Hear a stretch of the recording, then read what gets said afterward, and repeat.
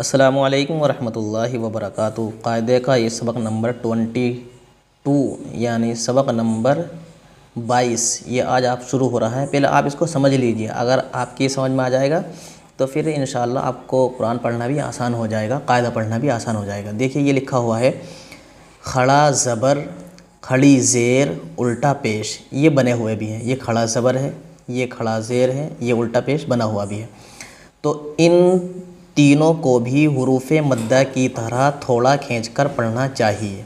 देखिए ये बतला रहे हैं कि जिस तरह से हुरूफ़ मद्दा आए थे पीछे, यानी अलिफ़ वाव या, जिस तरह से है अगर उनको हम अलिफ़ से लेकर या तक किसी भी हर्फ के साथ लगा दें तो उनको खींचकर पढ़ा जाएगा। तो ठीक इसी तरह से अगर खड़ा ज़बर किसी के ऊपर लगा हुआ है, यानी अलिफ़ से लेकर या तक हम किसी के ऊपर भी खड़ा ज़बर लगा देंगे तो वो भी खींचकर ही पढ़ा जाएगा।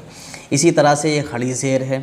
खड़ी ज़ेर यानी अगर हम किसी के ऊपर लगा देंगे किसी भी हर्फ के ऊपर तो उसको भी हम खींच के पढ़ेंगे। आगे उल्टा पेश आ रहा है, तो उल्टा पेश को भी अगर हम किसी के ऊपर भी लगा देंगे, यानी अलिफ़ से लेकर या तक जितने भी हर्फ हैं उनके ऊपर हम खड़ा ज़बर या खड़ी ज़ेर या उल्टा पेश, इन तीनों में से किसी को भी किसी हर्फ के ऊपर लगा दें तो वो भी जो है खींच कर ही पढ़ा जाएगा। बस आप ये ध्यान रखा करें कि अगर खड़ा ज़बर लगा हुआ है तो उसको खींच कर पढ़ेंगे। इसी तरह से जो है अगर अलिफ़ मद्दा या मद्दा वाव मद्दा में तीनों में से कोई भी हर्फ जो है किसी के साथ लगा हुआ है वो भी खींच कर पढ़ा जाएगा। देखिए ये बता रहे हैं खड़ा ज़बर बराबर होता है अलिफ़ के, यानी अलिफ़ मद्दा के, यानी जिस तरह से हम अलिफ़ मद्दा को खींचकर पढ़ते हैं इसी तरह से खड़ा ज़बर भी इतने ही खींचकर पढ़ा जाएगा अलिफ़ के। जैसे बा खड़ा ज़बर बा, बराबर है बा अलिफ़ ज़बर बा के। बराबर है का मतलब ये है, यानी जिस तरह से हम